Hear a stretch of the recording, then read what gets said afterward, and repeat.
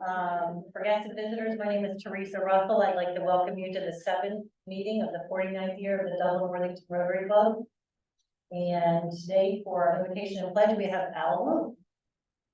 Let's pray. Father, give us balance in times of distraction and uncertainty. Help us move forward towards our goals with determination and always with an abundant sense of humor.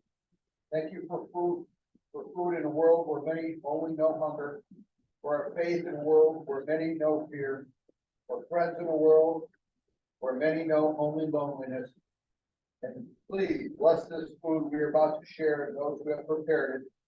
For all this, we give you thanks. In your name, amen. Amen. I pledge allegiance to the flag of the United States of America and to the republic for which it stands, one nation under God, indivisible. Thank you, Jim Farmer, President-elect, moving us to visitors and guests. Thank you. We have only one visitor today that I know of, and that would be Dave Dewey, our Assistant District Governor. Please acknowledge yourself. One clap. All right, thank you. Anybody with announcements made your way? Do I need to say anything about the Buddy Box packing event tomorrow night? Everybody on board with who's going and what time and where to be? Okay.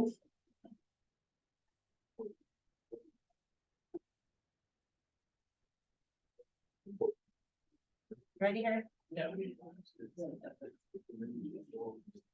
Good afternoon. The food drives are scheduled for October 21st from 9 to noon. There'll be 2 spots in Dublin and 2 spots in Worthington. The usual spots. Andrew will be sending out a list for volunteers. So please do volunteer. Thank you. Thank you very much. Dave, I'll invite you up. If you're ready. Sure, I'm ready.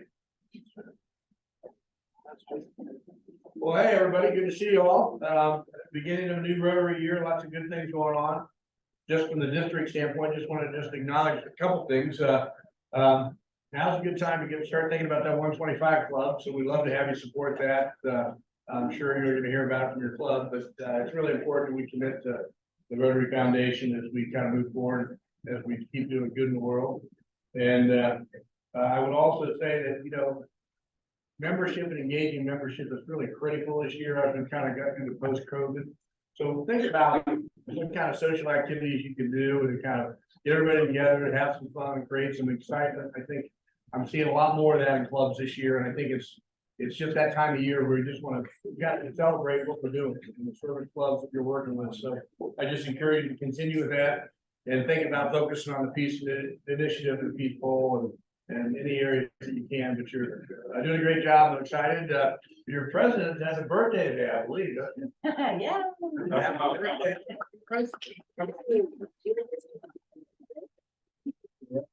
Anyway, thanks. Sure. You're always welcome. And we have a special day with Connie as our sergeant today. I heard you were warming up your dose. Okay. He slid in on you. Yeah. I can't stay away from the podium. A couple announcements. So the bourbon raffle is coming up. It's launching September 1st. We've got a 6-bottle Pappy, the 6-bottle Blanton's, the 6-bottle Weller, and then we are going to have a 8-year Old Fitzgerald special bottle. It's worth about $660, and then a Elijah Craig 18-year as the 5th place prize, and that's going to be about $400.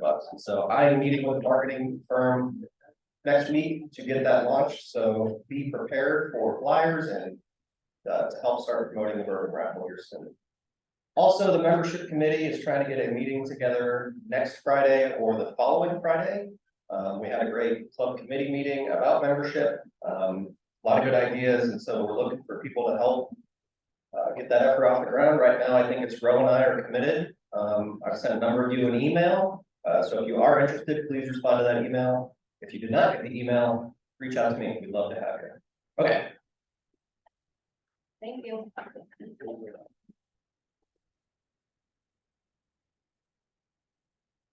Okay. Carrying the pot. Before all the cookies disappear, Darnell, you're carrying the pot. Oh my God, you just have to hover around that table to see what he does. Okay. Gonna start out with birthdays. You're gonna do that. And anniversaries. Who has some other than Teresa? Real? Oh, there we go. We remembered, didn't we? You reminded me.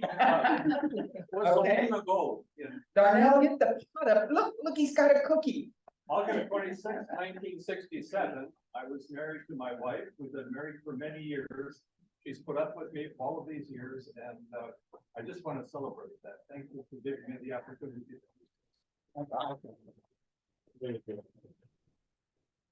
Pins and badges, everybody. Oh, I'm sorry. Oh, 62 years ago, I was fortunate enough to marry Mr. Floyd. She put up with me all these years. I'm long day, really great.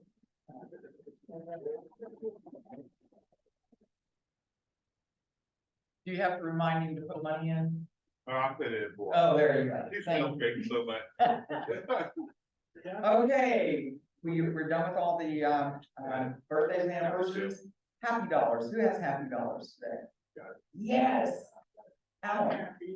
I'm happy that my daughter Sarah is visiting from New York. So excited to have her here again. Welcome. And as well, again, not so happy, but Heather's still doing great work in Maui. Thank you for the work. I don't know what. Thank you. Any other happy dollars? Come on. So you're not happy, but you came to your job? Yes. Well, I'm happy for Teresa's birthday. Oh, thank you. Thank you. Thank you. Any others? Okay, gonna do the usual. Gonna do my usual. This is why it's important to get to know those Rotarians sitting around you. So I asked the same questions. Rotarian responded. If you guess and you don't guess correctly, do both. But if you get it, I'll buy your lunch. It's not, you didn't have lunch today, it'll be lunch next time, okay? Questions? If my phone goes dead, I'm in trouble. Okay, the first question to this Rotarian was, what was their first job? And that Rotarian responded, flipping hamburgers at Red Barn fast food restaurant. You know they're old because I don't even know what the Red Barn is. You know what? Yes. Is it Ellen Zig? No, birthday girl that cost you $2. I don't know where another Red Barn is, but Canton, Ohio. Oh my gosh, oh well. Was. Another question that I asked, what was the most trouble they ever got into? And this person responded, they were jailed after a brawl in a restaurant. Now, before you put your hands up, I know what's going through your mind, every one of you. And I hate throwing a name out there, but it's not Blind Bishop. I just want you to know that, okay? I knew the minute that went out there, that's who you thought of. No, I ruled her out, okay? John Bader that I was thinking. Oh, did your honey go up and say that? That's $2. That's $2, Mr. Thing. There you go. Yes, sir. Charlie Best. Charlie Bessie, was that you? Oh, $2, Mr. Terry. Okay, any other guesses? Next question was, what was the riskiest thing you ever did? This Rotarian said that the riskiest thing they ever did was run through a minefield. So, I know who it is. you do? Who? Darnell. Darnell, was that you? Yep. Oh. Those that did not guess, go to Holland, okay? Now, I do want to read this last response because I love this last response, because I always ask everybody to, when did you know you were a true Rotarian? And I love what he said. He said, when I attended my first international convention and celebrated with over 20,000 Rotarians from all around the world, and got a sense of all the good that 1 million Rotarians were doing globally for mankind. This is when I understand that a true Rotarian thinks beyond his or her immediate communities. This is when I became a true Rotarian. I love his response. Thank you, Darnell, for helping me out. Thank you.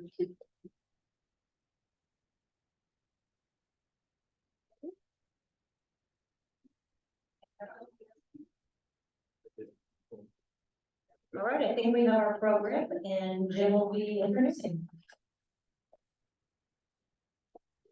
As many of you know, finding good speakers is a real challenge.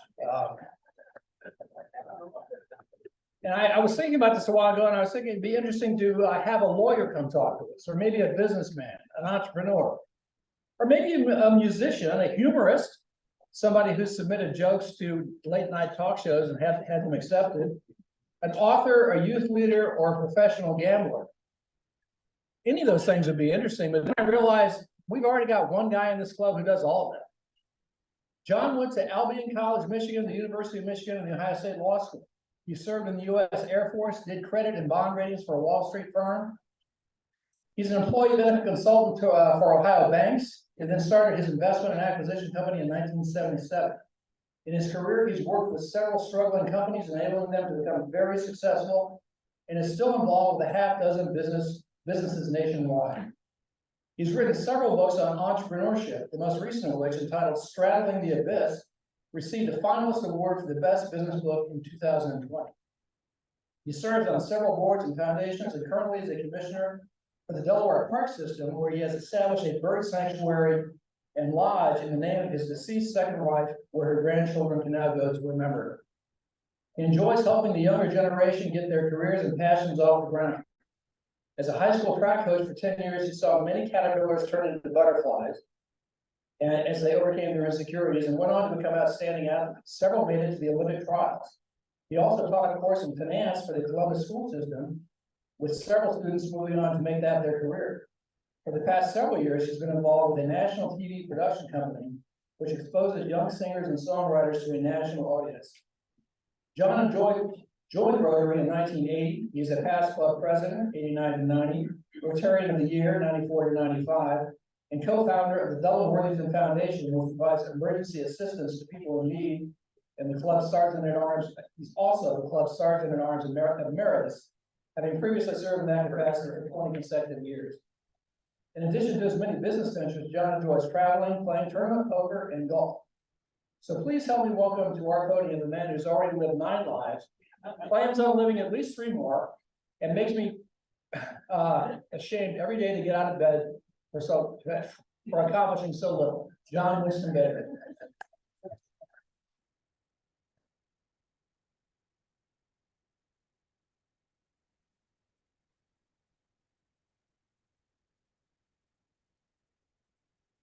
Does anyone know a John Winston in the audience there? Saying I was in jail, but wasn't for fraud. I won't tell you how I got there. Anyway, Jim asked me to, about 3.5 years ago, I wrote my latest book and gave a presentation of Bill Shantz at our Rotary meeting. And he wanted me to update, since 3.5 years later, a lot of things have changed.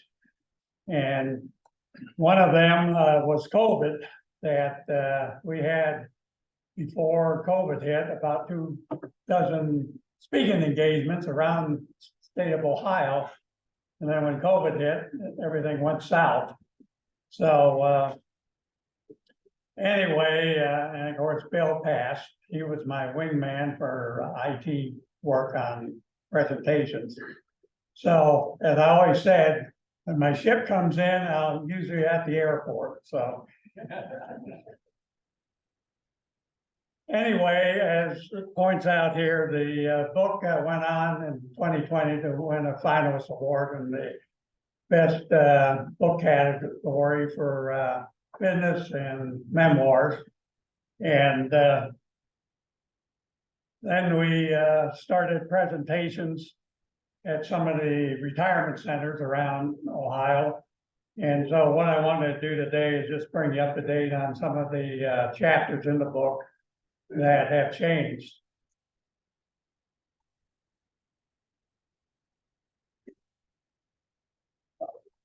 All the proceeds from the book goes to the McConnell Arts Center and the Songs at the Center programs that are sponsored there.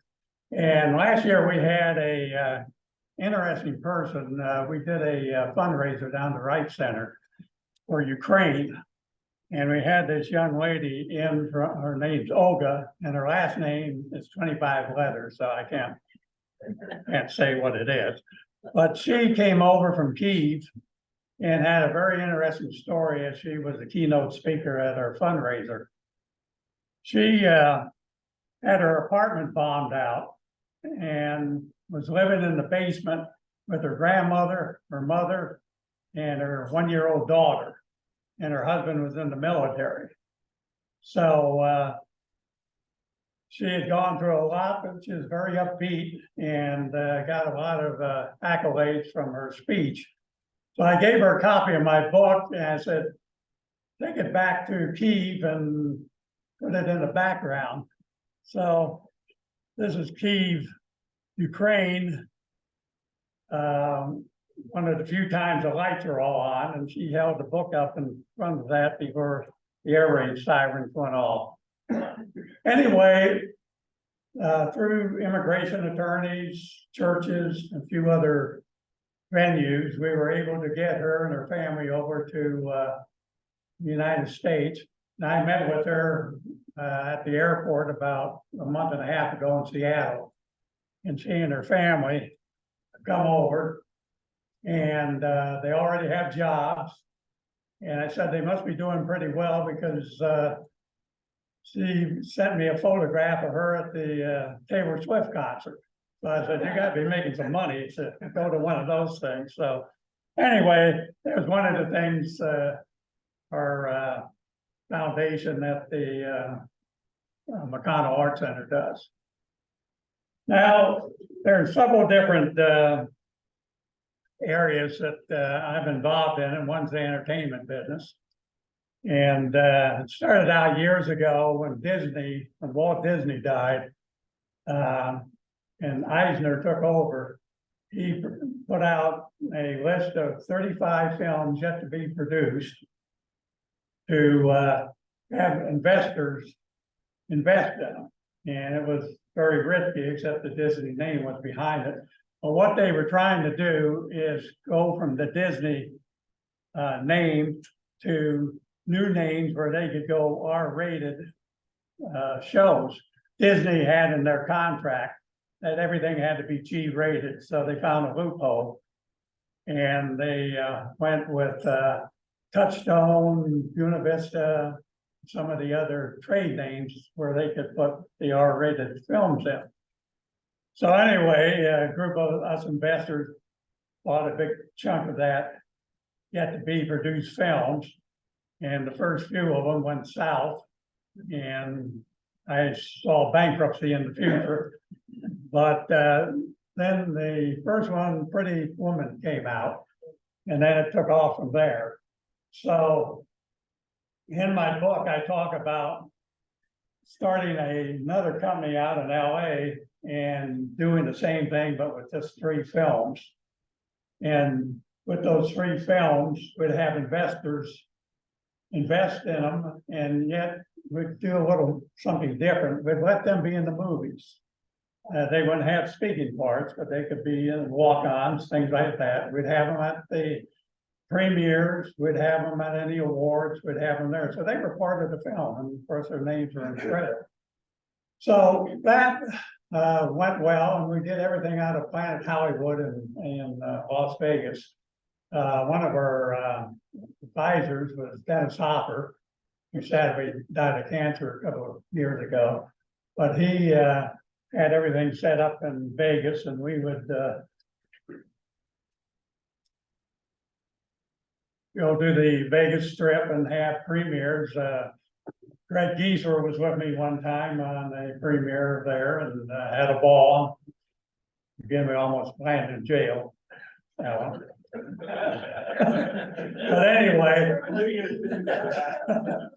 Anyway, the premieres were held at Planet Hollywood, and once in a while we'd have one at Telluride or at Sundance.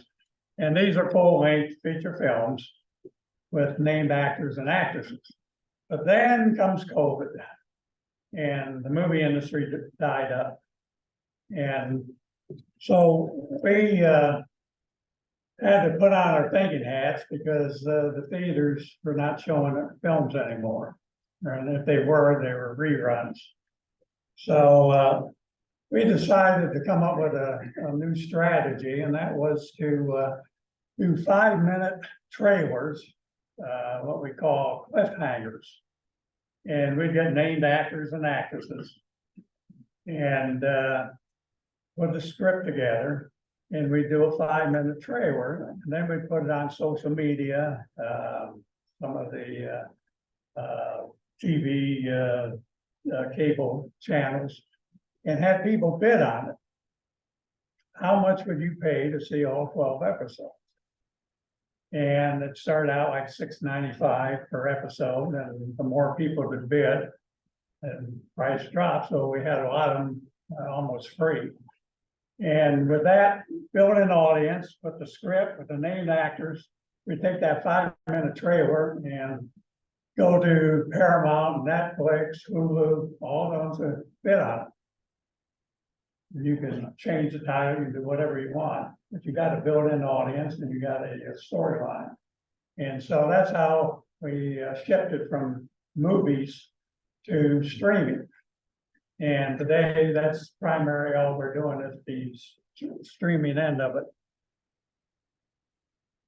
Now, when I get out to Vegas, which is quite often, we do some promos on the Strip.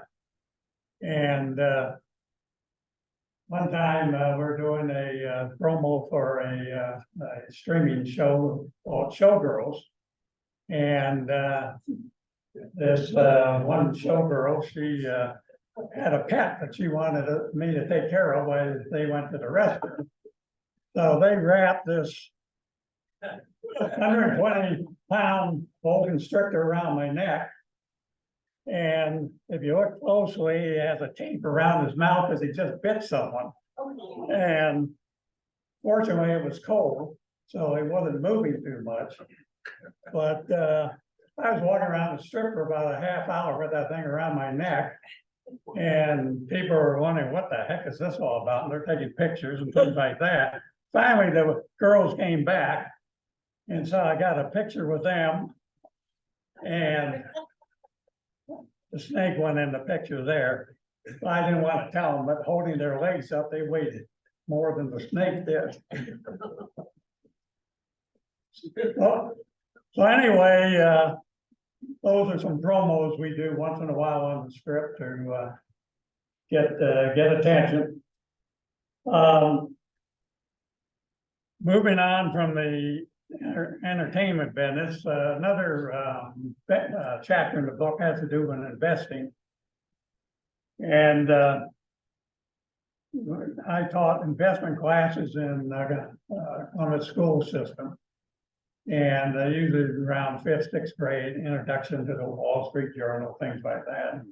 Had a parent come up to me one time and say, what are you teaching my kids? They want to subscribe to the Wall Street Journal. And they were all upset about it. And I said, these kids are going to help income youth down the road because they were actually interested in the stock market and things of this nature. Well, you don't want to leave. So what I did, I worked on Wall Street for a number of years, and one of my jobs was to rate companies, bond services and credit services. So I had to go through hundreds, if not thousands, of financial reports to evaluate each company as to their strengths and weaknesses.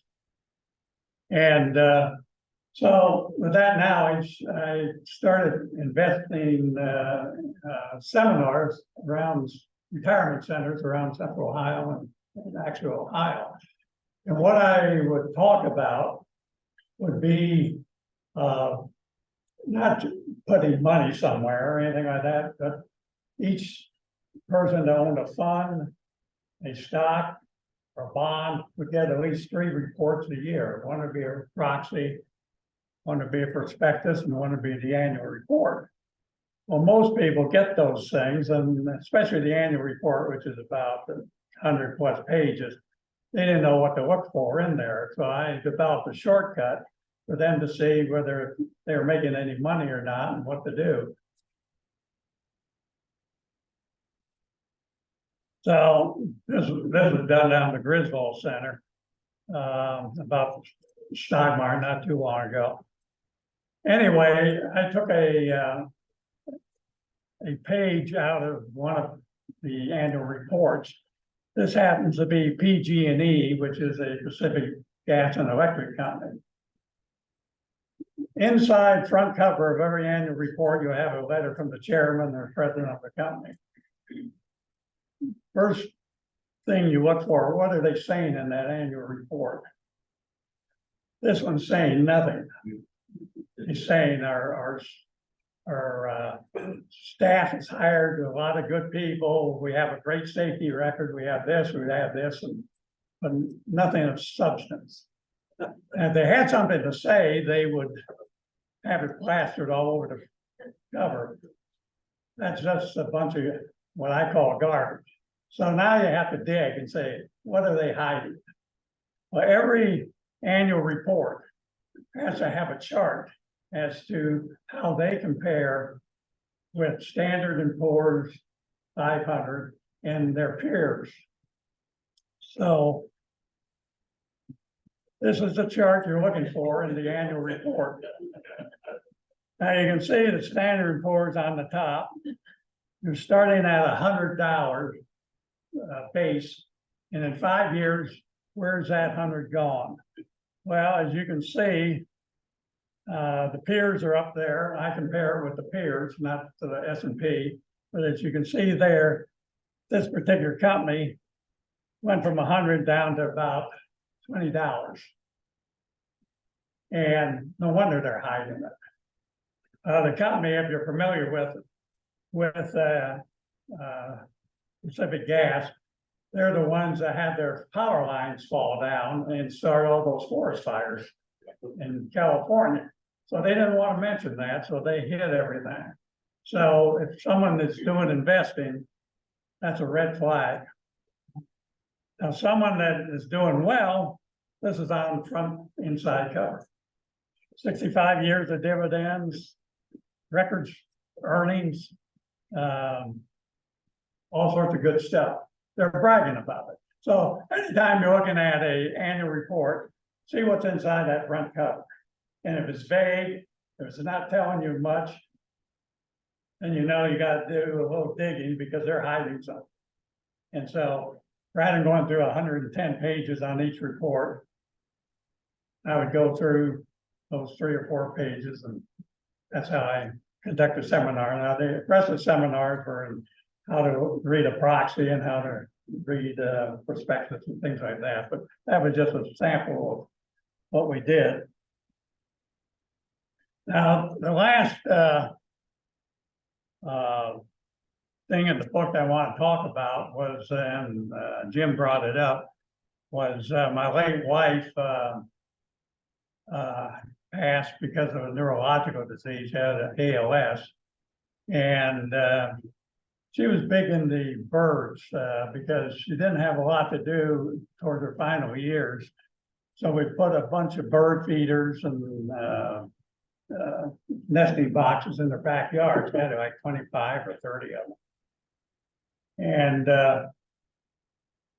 so she became an expert, and she was, contacted by Cornell Ornithology Department to, conduct all the bird counts for Central Ohio for a number of years. And, so she, started writing books about birds and, children's books primarily. And when she couldn't, use her hands anymore, the Dublin Worthingham Foundation bought her a voice-activated computer.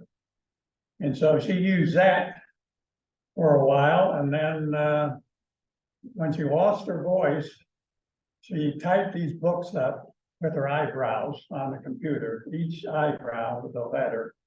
You think how long that took, but she was dedicated. Her final wish was, she said she'll never get to see her grandchildren. And actually, her youngest daughter right now has triplets. And I said, well, why don't we find a place where they can go and always remember you by? And that was the start of a bird sanctuary. And I went to the metro parks of Columbus. All they wanted was the money. They had no land. They didn't even want to talk about it. If you give me the money, we'll think about it. So that didn't last long. Then went to the Olentangy School District, and they had the Olentangy Lions came up with their new school. They had a big pond and woods in the back of the school, and I said it would be perfect for classes, botany, biology classes, could use that as a field lab, and it'd be a bird sanctuary. But then I looked at the master plan, and the stadium, and the lights and everything for their football were going to be right up against the pond, so that wasn't going to work. So I went to Preservation Parks of Delaware County, and they had several choices of land to look at. What I was looking for is 5 different areas. We wanted 5 different species of birds. I was looking at urban, wetlands, meadows, woods, and ponds. And this one piece of tract of land had all 5 of them. So when we started, that was what the field looked like. And then we started developing it. And here you have the Amy Clark Bader Bird Sanctuary. We built a lodge that houses all sorts of exhibits and has educational programs for the children and things like that. That's inside the lodge. And then each window has looking out on a number of feeders and with a bird book, binoculars, and then we had a microphone set up outside for each window so they could hear each bird chirping and doing their thing. And it became so popular that it's costing us about $500 a month for bird feed right now, because we got everything. Plus a few raccoons get in there every now and then, mess it up. Anyway, and then we're putting in wildlife blinds. You can see the slats there for kids as well as adults to peer out over the different blinds. And these are one of the ponds. The ponds are designed with trees around them so that geese can't come in, because geese got to glide into the ponds. And with the trees right up there, they can't go in, so they don't mess up the ponds. And so you have wildlife ducks and things, but not the geese messing it up. And then recently we had groundbreaking for an aviary on the property. And the aviary houses all types of predatory birds like hawks, falcons, owls, things like that. that are damaged, either they can't fly or they've been in captivity so long, you can't release them back in the wild. And we change that exhibit every 3 months and have, special classes for them, so they're housed on the property. Now, this map, I don't know if you can really see it, but, the original, tract of land was in here that we started with, but since, the last couple of years, this have been added. And down here is the Boy Scout camp, Camp Lazarus, and that's in bankruptcy, and that might be something that, we acquire down the road. But eventually, the, bird sanctuary will extend from Sawmill Road up to the Route 23, so it'll be one of the largest, tracts of land in central Ohio as far as parks are concerned. So that's my passion right now, along with a few other things. And I'll take a couple of questions if you have any, but you're gonna have to speak up because I just got back from Atlanta and I can't hear anything out of my ears. My ears are still clogged up. So if you have any questions, throw them at me. All right, Alan. John, how did you choose, and what's the significance of the title of your book? The Abyss. Well, it's about risk taking. And if you look closer at the book, there's a big track going through the, like an earthquake just starting. And it talks about all the risk I've taken over my life, from being a demolition guy to, being in the military. And frankly, the significance is if you don't take risks, you don't have any gains. And so you see a picture of a person walking, but he's putting his leg over that crack because he could fall in. And so that's the risk he's taking, straddling the abyss. And some people don't want to do that, so they stay in neutral. And I never stay in neutral. For sure. Any other questions? John, where's the entrance to the bird sanctuary? Good question. If you go out Liberty Road, about 5.5 miles north of Powell, just stay on Liberty Road, you'll come to what they call Deer Haven, and the first part of it we've leased out to Liberty Township, so they have soccer fields and things. But you keep on the road and go back in there, you're in the sanctuary. Are there staff at the reserve, There's about 50 people. And you have park police, you have naturalists, you have educators, you have. Now they, not just for Deer Haven, they do other parks too, but there's always someone on staff at the park. The buildings are open usually from about noon to about 5.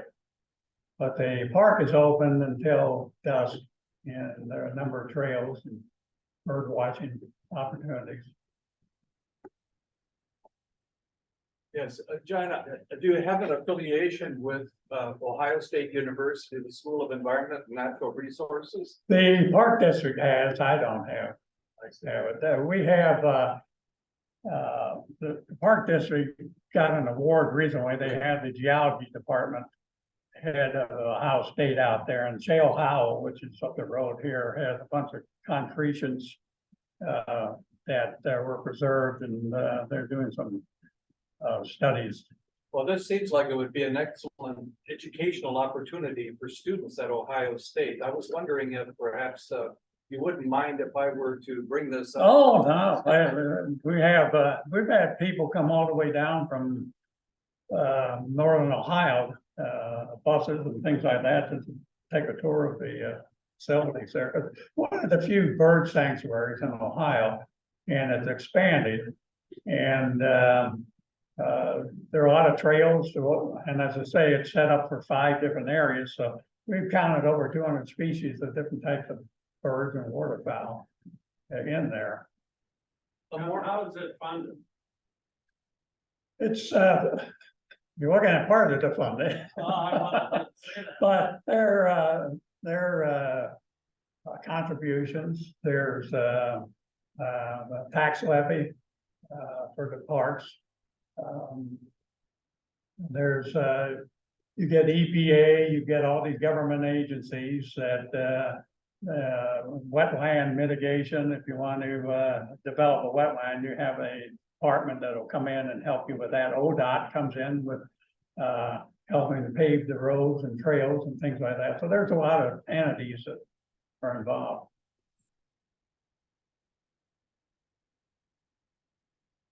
Is it owned by the Delaware Park? Yeah. Is it owned by the Delaware Parks then? Preservation Parks of Delaware County runs all that. And it's set up so that it'll be in existence from a trust down the road. When something happens to me, it'll continue to be run as a bird sanctuary.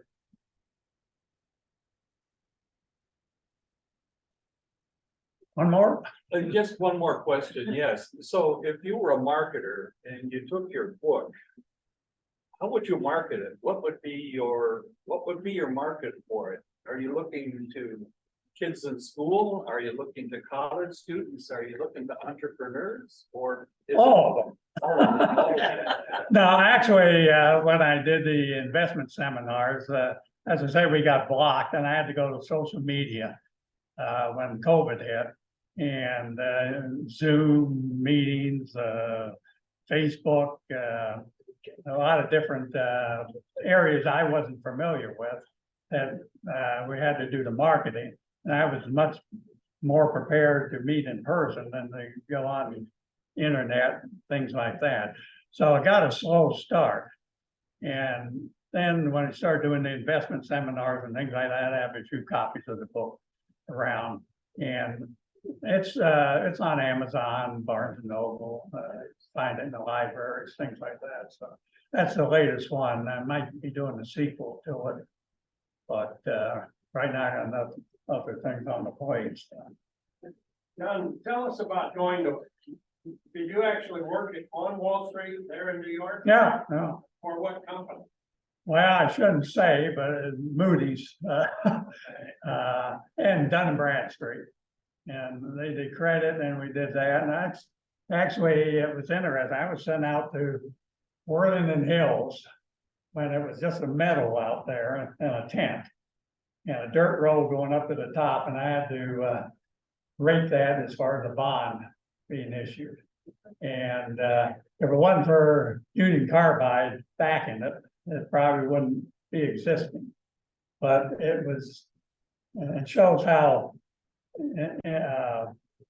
foresighted I am. They offered me a free membership and I turned it down because I said I'd never be back in Ohio. Well, I kick myself when they come up to me and they want 10 or 15,000 for a membership today. But anyway. So you went to Wall Street from Albion, right out of? I was after law school. Oh, yeah. I was in the military. Air Force, and in between call-ups, I was working out in lived in New Jersey, but commuted to Wall Street. And then they opened a branch here in Columbus. That's how I came to Columbus, is they opened a branch at Dun & Bradstreet here in Columbus. And so I came out here and then I moved to Cleveland and I was all over the place for a while. Anyway. Wait, there's more. I have one question. Okay. Is the lodge available for private events? I'm thinking like if we wanted to have an off-site meeting or a social event. Yeah, you'd have to, well, I'm sure you could. We used to have a fundraising parties there. And the only time you're allowed alcohol in the park system. And, you know, So we could do it without alcohol, is what you're saying? you can do it without alcohol. Don't you have any sway there, John? Well, I used to, they have these movies in the park every, year, and I drove up and the park police, if they didn't recognize, I said, where's the free beer? They said, you can't have beer in the park. I said, back to jail again. Back to your streaming days, would we recognize any of your streaming series? Well, I don't know if you would or not, they changed the name, most of them, because they want it as their own, so. Don't keep out, there was a couple of horror films, one called something, Amanda Way or something like that. One of our first full movies was Winter Bone, where Jennifer Lawrence got her first real start in that, and that became sort of a cult classic. That wasn't completely owned by us, but we had a hand in that. And then probably a half a dozen other ones. Steve Buscemi, we had, the one you saw up there was, Peter Dinklage, the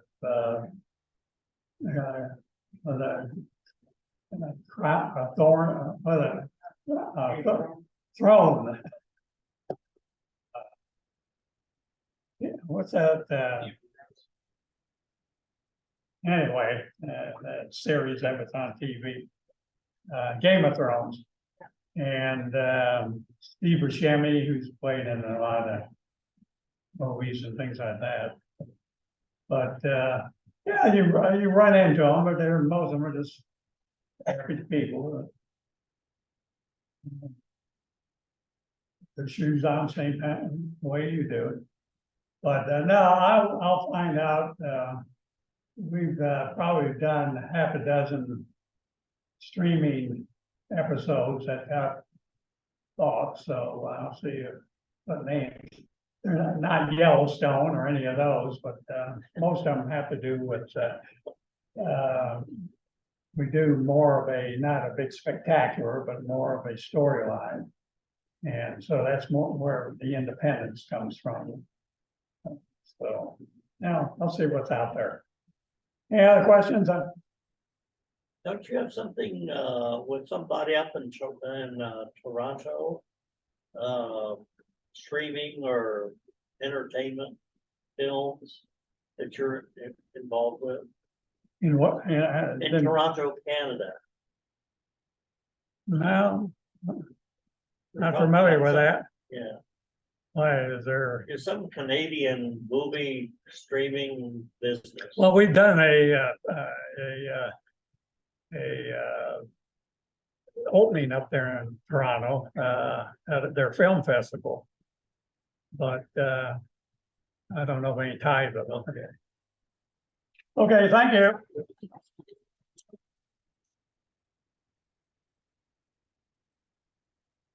Thank you.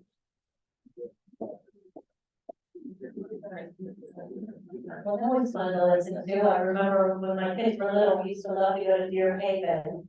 And there was a certain path with a very large buckeye tree, and if we got there early enough in the season, we could collect buckeyes. So we love it there.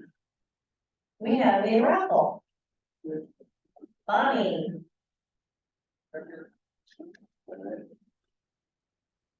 The last four digits are 2014. Oh. What's the dollar amount? $28. Congratulations. Ace of spades is up at $86. $86 in the Ace of Spades.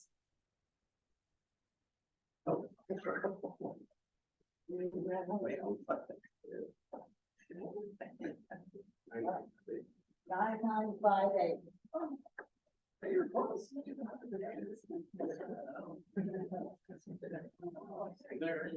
Not my birthday. Thanks, buddy. Oh, we'll see. Not that one. I'm kidding. Oh. You know, it's funny. This card here, you won't believe this story. This card was stuck in the belt.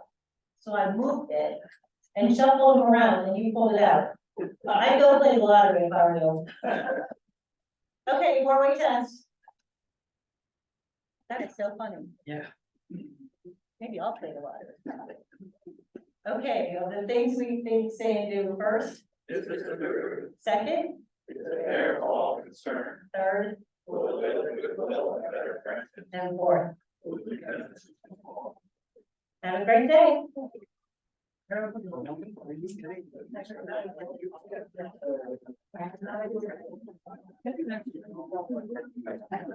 Yeah.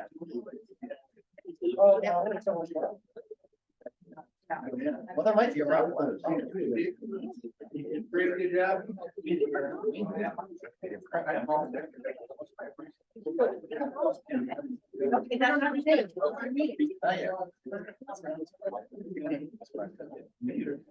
Okay, that's not it.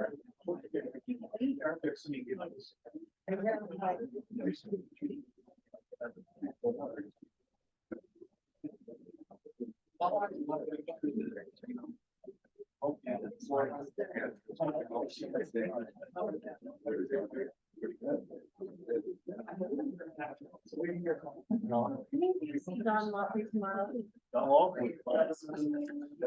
See if Buddy Boxing Don. Yeah, I feel like that's that.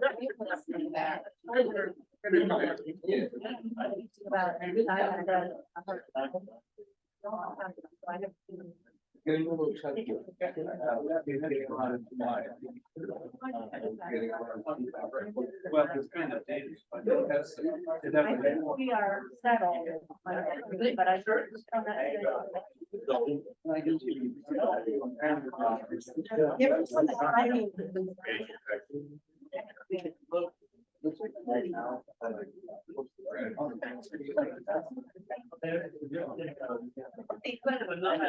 And my thing is,